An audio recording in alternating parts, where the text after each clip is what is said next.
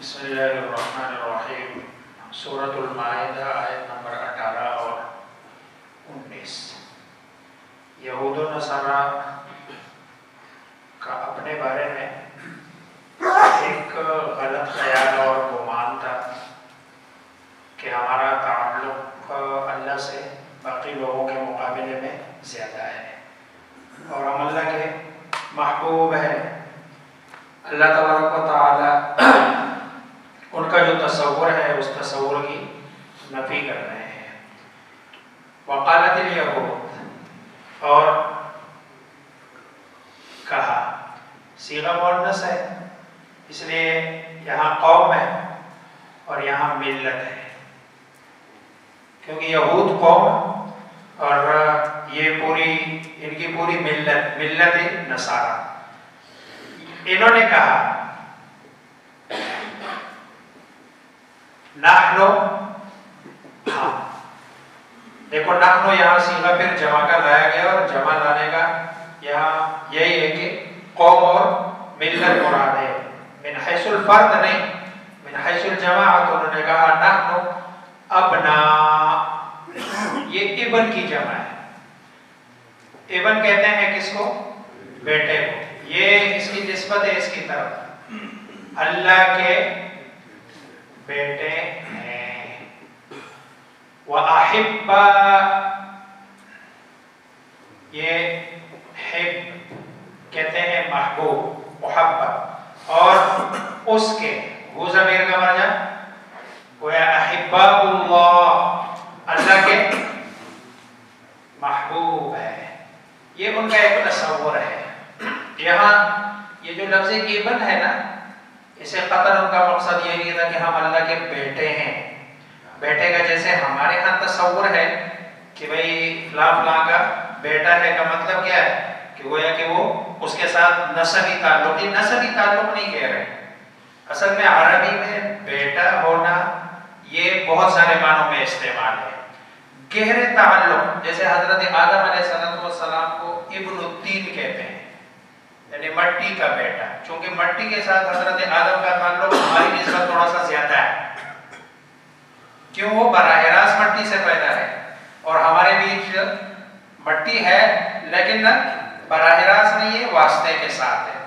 رات کو جو بندہ چوری کرتا ہے نا، چور کو عربی والے ابن اللیل کہتے ہیں، رات کا بیٹا۔ اب وہ رات کا بیٹا جو زیادہ بولتا ہے نا، باتونی، اس کو عربی والے ابن الاقوال کہتے ہیں، یعنی زیادہ بولنے والا بندہ۔ اب دیکھو یہاں ساری باتوں میں یہ تعلق ہے کہ جتنا، تو گویا کہ یہ بتا رہے ہیں نحن ابناء اللہ، کہ ہمارا اللہ سے جو تعلق ہے وہ باقی لوگوں کی نسبت وَأَحِبَّاؤُهُ، اور ہم اس کے محبوب ہیں۔ قل، اے رسول صلی اللہ علیہ وسلم آپ کہہ دیجئے، امر کا صیغہ ہے قل، آپ کہہ دیجئے، پس، لما کیوں، یعذب، ادھر یہ ہوا ضمیر ہے جو لوٹ رہا ہے کس کی طرف، لما یعذب، کیوں عذاب دیتا ہے، کون؟ وہ، یعنی اللہ، کم، تو میں، بھی، بدلے، ذنوب، گناہ، کم، تمہارے، پس کیوں عذاب دیتا ہے اللہ تمہارے گناہوں کے؟ اللہ سزا کیوں دیتا ہے؟ اچھا، اب یہ اللہ سزا کیوں دیتا ہے، اب دنیاوی اعتبار سے دیکھ لیں، قرآن بھرا پڑا ہے، انہوں نے یہ جرم کیا اللہ نے یہ سزا دی، انہوں نے یہ جرم کیا، لیکن چلو ایک سیکنڈ کے لیے قرآن کو وہ مانتے نہیں ہیں۔ ان کی اپنی جو کتابیں ہیں، خصوصاً جو ان کی ایک ہے عہد عتیق، اس میں تو صفحات در صفحات بھرے پڑے ہیں اس بات سے کہ بھئی ہم سے یہ جرم ہوا اللہ نے یہ سزا دی، یہ جرم ہوا اللہ نے یہ سزا دی، یہ جرم ہوا یہ اللہ نے یہ سزا دی۔ تو اگر تم اللہ کے محبوب ہو تو تمہاری اپنی کتابوں میں یہ باتیں کیوں لکھی ہوئی ہے کہ تم سے جرم ہوتا ہے؟ محبوب تو وہ ہوتا ہے کہ جس کو سزا نہیں دی جاتی ہے۔ تو فَلِمَ يُعَذِّبُكُم بِذُنُوبِكُم، بل،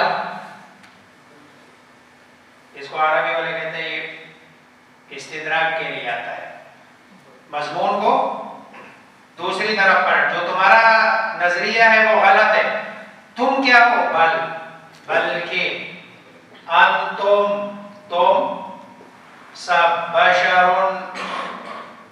ہو، من سے، من خلق، من سے مراد اللہ، خلق پیدا کیا، یعنی جس کو اللہ نے پیدا کیا انہی سے تم ایک، گویا کہ اس کو یوں سمجھ لے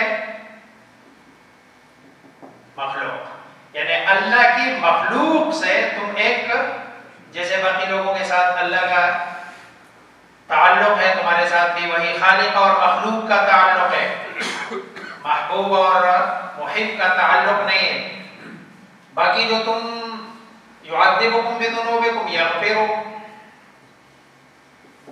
بخش دیتا ہے، لمن جس کے لیے، یشاء وہ چاہتا ہے، وَيُعَذِّبُ اور عذاب دیتا ہے، من جس کو وہ چاہتا ہے۔ یہ اللہ تبارک و تعالیٰ کی چاہت اور مرضی پر ہے۔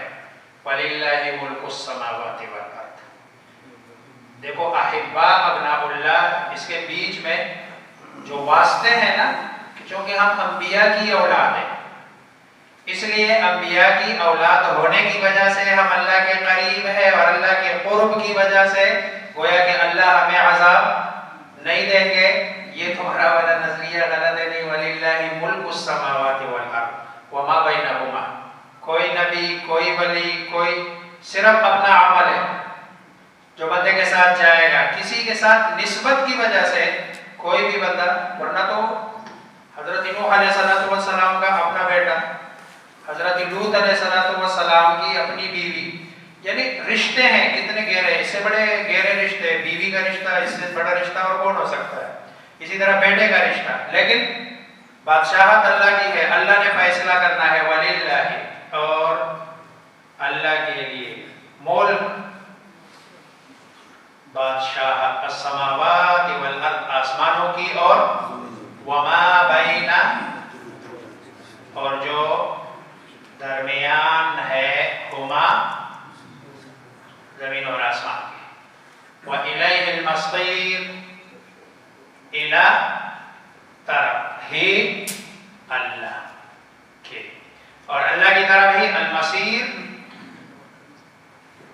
لوٹنا ہے، واپس اللہ کے پاس جانا ہے۔ یا اہل الکتاب، یہود و نصارہ کو مخاطب کر کے، یا اے اہل الکتاب، تورات اور انجیل کے ماننے والوں، قد تحقیق، جاء آئے، کم تمہارے پاس، کون؟ رسولنا ہمارا، اس سے مراد کون ہے؟ سرکار دو عالم محمد مصطفیٰ صلی اللہ علیہ وسلم۔ یبین، بیان یبین، اردو کا لفظ ہے بیان، بیانون، یہ اس کا روٹ ہے، یبین وہ بیان کرتا ہے، بیان کو بیان اس لیے کہتا ہے کہ اس سے اظہار ما فی الضمیر ہوتا ہے، جو اندر کی بات ہوتی ہے نا وہ دوسرے کے سامنے اس کا اظہار کیا جاتا ہے، اس لیے اس کا اصل معنی ہے اظہار۔ یبین وہ ظاہر کرتا ہے، بیان کرتا ہے، لکم تمہارے لیے، علی فترت، فترت کہتے ہیں دو نبیوں کے بیچ میں جو زمانہ ہوتا ہے اس زمانے کو فترت کہتے ہیں۔ وحی ٹو وحی جو زمانہ ہوتا ہے اس کو بھی فترت کہتے ہیں۔ اس لیے آپ لوگوں نے شاید سیرت کی کتابوں میں پڑھا ہوگا کہ رسول اللہ صلی اللہ علیہ وسلم پر بھی ایک زمانہ ایسے آیا کہ جہاں وحی کا تسلسل روک دیا گیا اور ٹوٹ گیا، جس کو فترت وحی کہتے ہیں، یعنی وحی کے ٹوٹنے، سلسلہ منقطع ہو گیا۔ لیکن یہاں فترت سے مراد حضرت عیسیٰ علیہ السلام اور سرکار دو عالم محمد مصطفیٰ صلی اللہ علیہ وسلم کے بیچ کا جو زمانہ ہے، اور وہ زمانہ تقریباً 600 سال کا ہے۔ یہ 600 سال کا عرصہ ہے کہ جو حضرت عیسیٰ علیہ السلام اور رسول اللہ صلی اللہ علیہ وسلم کے درمیان کا ہے. تو جو ظاہر کرے گا تمہارے لیے علی فترۃ من الرسل، رسولوں سے، فترۃ سلسلہ انقطاع یعنی فترت پر. کیوں یہ جو لفظ ہے نا یہ یہاں یا تو لِأَلَّا ہے اور یا یہ ہے کراہیہ کا لفظ ہے. یہ تمام مفسرین نے لکھا ہے جملہ بنانے کے لیے، یا کراہیہ ہے یا لِأَلَّا ہے، اس لیے کہ تم نہ کہو. لِأَلَّا یہ کہ تم نہ کہو ما جاءنا من بشیر ولا نذیر، کہ ہمارے پاس تو نہ کوئی اور نہ ڈرانے والا ہے. یا کراہیت ان تقولوا کہ نامناسب ہے کہ تم یہ کہو ما جاءنا من بشیر، کہ نہیں آیا ہمارے پاس نہ کوئی ڈرانے والا اور نہ، اس لیے سنو فقد جاءکم بشیر و نذیر، اب تمہارے پاس بشیر بھی آیا اور نذیر بھی آیا. لِأَلَّا أَن تَقُولُوا یہ کہ تم نہ کہو کل قیامت کے دن تم اللہ کے سامنے یہ بہانہ کر دو کہ بھئی ہمیں تو کوئی ڈرانے والا ہی نہیں آیا، ہمیں تو کوئی خوشخبری دینے والا ما جاءنا نہیں آیا نہ ہمارے پاس. من بشیر یہ من سے کے معنی میں ہے اور بشیر یعنی کوئی خوشخبری دینے والا، ولا نذیر اور نہ. من ادھر بھی لگ رہا ہے کیونکہ نذیرین ادھر بھی ہے بشیرین کے ساتھ، اور نہ کوئی ڈرانے والا ہے نہ کوئی. فقد جاءکم بس تحقیق آئے کم تمہارے پاس بشیر خوشخبری دینے والا و نذیر اور واللہ علی کل شیء قدیر، اللہ ہر چیز پر قادر ہے. اگر یہ بشیر نذیر اللہ نہ بھی بھیجتے نا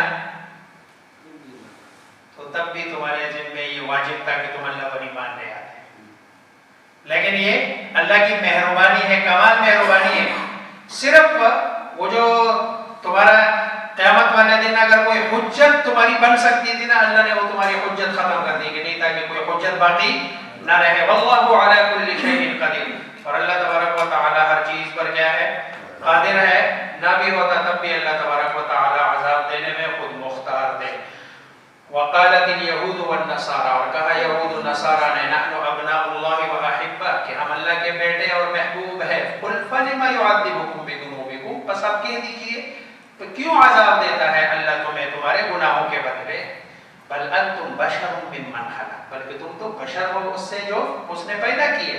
یغفر لمن یشاء، بخش دیتا ہے اللہ جس کو چاہتا ہے، ویعذب من یشاء، اور عذاب دیتا ہے جس کو چاہتا ہے. وَلِلَّهِ مُلْكُ السَّمَاوَاتِ وَالْأَرْضِ، اور اللہ ہی کے لیے بادشاہت آسمانوں کی اور زمینوں کی، وَمَا بَيْنَهُمَا، اور جو اس کے درمیان ہے، وَإِلَيْهِ الْمَصِيرُ، اور اسی کی طرف لوٹ کے جانا ہے. یا اہل الکتاب، اے اہل کتاب، قد جاءکم رسولنا، آئے تمہارے پاس ہمارے رسول، یبین لکم علی فترۃ من الرسل، جو واضح کرتا ہے، بیان کرتا ہے تمہارے لیے رسولوں کے فترت والے سلسلے انقطاع پر. ان تقولوا، یہ کہ تم نہ کہو ما جاءنا، کہ نہیں آیا ہمارے پاس من بشیر، کوئی خوشخبری دینے والا، ولا نذیر، نہ کوئی ڈرانے والا. فقد جاءکم بشیر، بس آئے تمہارے پاس ڈرانے والے، خوشخبری دینے والے، ڈرانے والے. واللہ علی کل شیء قدیر، اور بے شک اللہ تبارک و تعالی ہر چیز پر قادر ہے.